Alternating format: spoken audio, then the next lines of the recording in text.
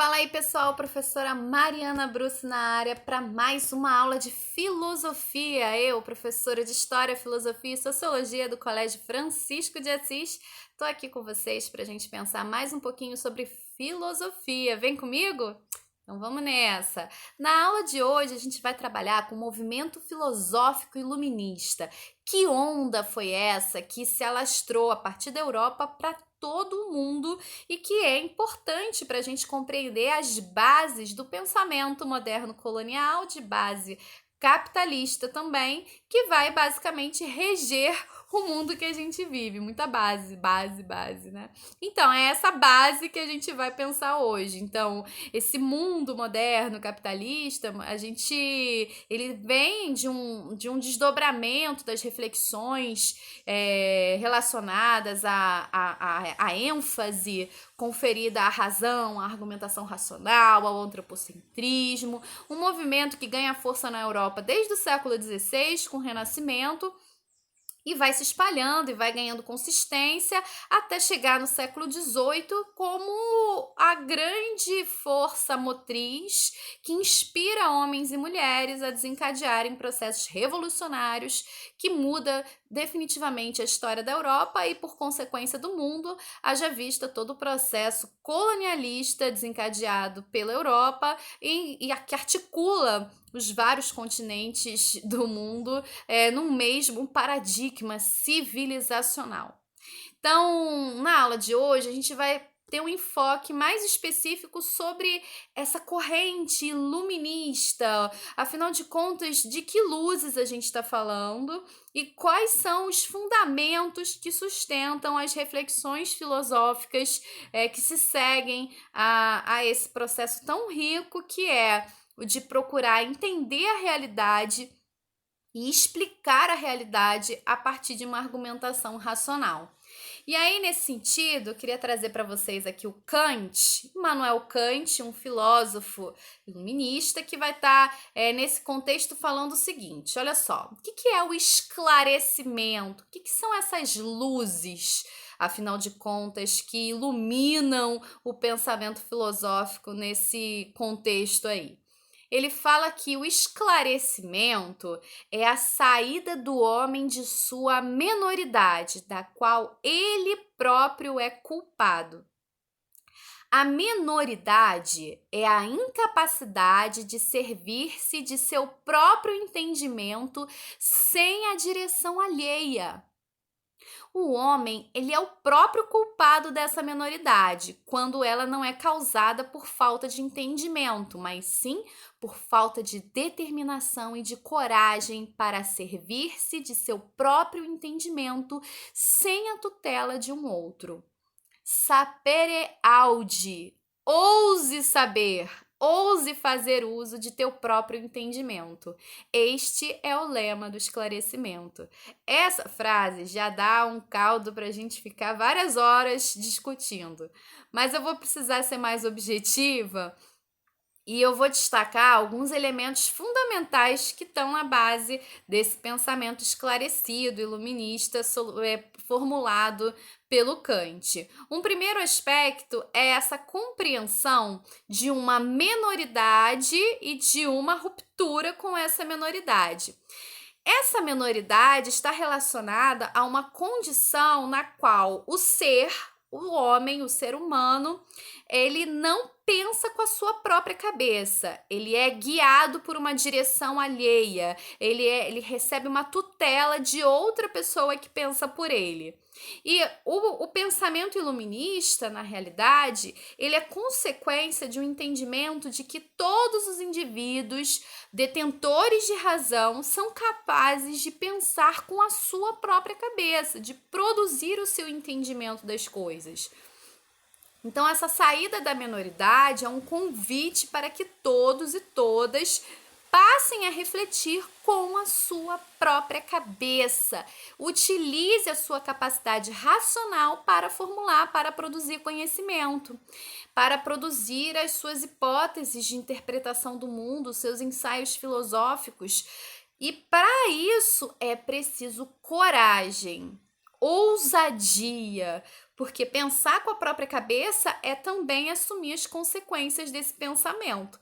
Quando a gente simplesmente cumpre ordens ou se submete ao pensamento de outra pessoa, se alguma coisa der errado ou qualquer coisa nesse sentido, a culpa não é sua, a culpa é de quem formulou aquela possibilidade, aquela hipótese. Quando você assume essa responsabilidade para si, isso gera também algumas angústias, porque você assume as rédeas da sua própria vida. Isso traz um conjunto de benefícios, mas também traz uma boa dose de ansiedade, de angústias, de incertezas, mas que no final das contas o resultado disso é muito rico. Quando você começa a produzir o pensamento a partir da sua cabeça, a partir da sua capacidade racional, o resultado pode ser surpreendente. É esse o convite que o Kant faz para a saída da menoridade. Então, um dos desdobramentos dessa saída da menoridade é toda a produção do pensamento filosófico iluminista, que vai ter algumas características fundamentais, como, por exemplo, a confiança na razão e no conhecimento científico como o único caminho legítimo para se explicar a realidade e promover o desenvolvimento da humanidade. Então, isso significa que, nesse momento, se rompe com a metafísica. O que é isso? Meta é o que está além. Física é o mundo concreto, o mundo físico. Então, tudo aquilo que está além desse mundo concreto não é mais interessante. Por exemplo, a religião. A religião é metafísica, porque ela trata de aspectos da vida que não estão diretamente relacionados à realidade concreta. São ideias, são crenças, é a fé. Então, ele rompe com a metafísica nesse sentido e se articula cada vez mais com a experiência material e concreta das pessoas. E é a partir dessa experiência material e concreta e da confiança na razão que gera a produção do conhecimento científico que a humanidade iria se desenvolver plenamente. Então, há nesse contexto uma recusa da tradição relacionada às religiões, até então vinculadas ao Estado, justamente o absolutismo monárquico, por exemplo, do direito divino e toda a sua dose de inquestionabilidade, ela não se sustentava mais nesse contexto em que as pessoas estão refletindo sobre o mundo, refletindo sobre os seres, sobre as relações entre os indivíduos e vão chegando a algumas conclusões importantes que entravam em colisão com aquele mundo que estava já em decadência. Por exemplo, a noção de que os homens eles possuem direitos naturais que precisam ser preservados, garantidos, as liberdades individuais, a igualdade perante a lei, a defesa da propriedade privada. Esses são fundamentos que vão dando consistência a esse pensamento iluminista. Quer dizer, os seres, os indivíduos, eles começam a ser analisados não mais por aquela lente dos privilégios da nobreza, em que uns estariam destinados a serem melhores do que outros, mas enquanto indivíduos que possuem direitos naturais. Todo esse processo de formulação, de entendimento do mundo a partir da razão, é o que leva ao progresso. Então, os iluministas partem também dessa compreensão de que, como todos os indivíduos são racionais, detentores da potência desse desenvolvimento, há uma ideia de que se caminhe no sentido de uma civilização universal. Há de fundo uma proposta de evolucionismo social, aonde se pressupõe que as civilizações mais avançadas são aquelas onde mais se avançou o pensamento racional, o pensamento científico. Quanto mais avançado é o pensamento racional e científico, mais desenvolvida seria aquela sociedade. As consequências dessa forma de pensamento nós vamos analisar na sequência. Traz muitas coisas boas, mas também traz alguns problemas aí para a história da humanidade. Então, só para ficar aqui em alguns exemplos, o John Locke, ele é um desses filósofos iluministas que formula sobre esses direitos naturais do homem. Então, ele parte desse entendimento de que cada ser humano deve ser dono de si e seus direitos precisam ser garantidos por um Estado de direito, um Estado construído por esses próprios homens e não subordinado a um rei absoluto de origem divina. Então, outros filósofos vão caminhando também nessa direção e formulando soluções para, por exemplo, o funcionamento do Estado de maneira que se preservasse os direitos dos indivíduos e garantisse de forma mais equilibrada o papel cumprido por esse Estado, no sentido de que, por exemplo, no caso da monarquia absolutista, você tem ali a figura de um rei que ele domina, que ele manda em tudo, nos aspectos de gestão pública, de justiça, de formulação de soluções para os problemas enfrentados. Quer dizer, o rei, ele dá a palavra final em tudo, quer dizer. Para o Barão de Montesquieu, por exemplo, era necessário dividir esse poder absoluto em pelo menos 3 poderes autônomos entre si que pudessem gerar esse equilíbrio, fiscalizar um ao outro. Aí ele fala do poder executivo, legislativo, judiciário. Então, depois vai ter o Rousseau falando da democracia também. São muitos os filósofos que refletem sobre os aspectos da política. Depois a gente pode até se debruçar um pouco mais sobre isso. Mas aqui eu quero chamar a atenção, então, para como esse movimento filosófico iluminista vai lançando as bases do que é hoje o nosso constitucionalismo, contrato social, entre outros, direitos individuais, a divisão dos 3 poderes, tudo isso que é muito comum na nossa realidade cotidiana agora, em 2020, foi formulado por esses filósofos lá no século XVIII. Então, eu falava para vocês como há de fundo nessas ideias iluministas uma concepção que trabalha com essa dimensão da civilização atrelada a um progresso que está atrelado ao desenvolvimento de uma civilização racional, de base científica. Então, as mais diferentes sociedades que existem no mundo, as diferentes culturas, os diferentes povos deveriam progredir todos, no sentido de se libertar da sua minoridade, que seria não pensar com a sua própria cabeça, não pensar de forma racional, dando fim às superstições, aos dogmas e avançando no sentido de uma civilização racional. Então, a única via para a verdadeira emancipação humana e para o progresso é romper com toda a metafísica e assumir a civilização racional como esse modelo de desenvolvimento da humanidade que precisaria ser seguido. É por isso que há também um desdobramento dessas reflexões todas, que vai ter toda uma discussão filosófica sobre o que seria uma dimensão ética dessa moral civilizada. Então, o que é essa civilização racional que aponta para o progresso, desenvolvida? Que moral rege essa civilização? Então, vão ter várias soluções dentro dessa discussão toda. E aqui a gente destaca pelo menos 2 grandes correntes que vão formular algumas possibilidades para se pensar isso. Então, você tem, por um lado, a filosofia moral kantiana, de Kant, que vai falar que existe, por sermos racionais, haveria uma disposição racional para o agir por dever.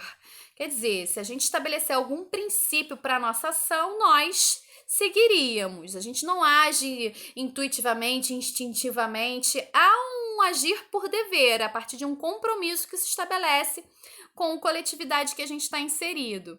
E nesse caso, ele fala que poderia haver, esse dever estaria relacionado a uma boa vontade, que serviria como uma referência universal para todas as ações. O que é essa boa vontade? É você refletir sobre a sua ação a partir do seguinte princípio: a minha ação, ela afeta o outro positivamente ou negativamente? Se eu mensurar as minhas ações pensando no impacto que elas geram no outro e considerar que eu só vou agir se o meu ato não prejudica o outro, eu tenho aí uma moral universal, uma lei que contribuiria para que todos pudessem viver de acordo com essa boa vontade. É o que ele chama de imperativo categórico, uma moral universal que valeria para todos os indivíduos e que permitiria que nós vivêssemos de acordo com essa boa vontade, que vivêssemos em maior harmonia. Então, essa moral do homem racional é esse agir por dever, considerando esse princípio fundamental. Eu só vou agir se a minha ação não prejudica o outro. Se ela prejudica, então eu devo recuar, não devo seguir adiante. Já a filosofia moral utilitarista já trabalha com outro princípio regulador para as ações humanas, que é a busca pela felicidade para o maior número de pessoas possível.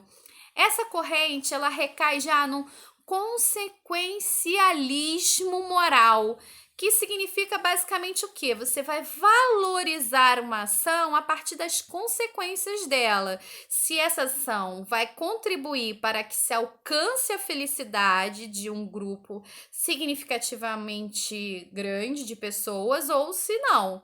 Então, você vai agir visando essa compensação. O seu ato vai depender dessa consequência. Então, você tem essa relação direta entre ato e consequência. Eu vou agir se minha ação vai trazer uma consequência boa para a humanidade ou se vai trazer uma consequência ruim para a humanidade. Então, é pensando na consequência que eu ajo. Por isso que é utilitarista.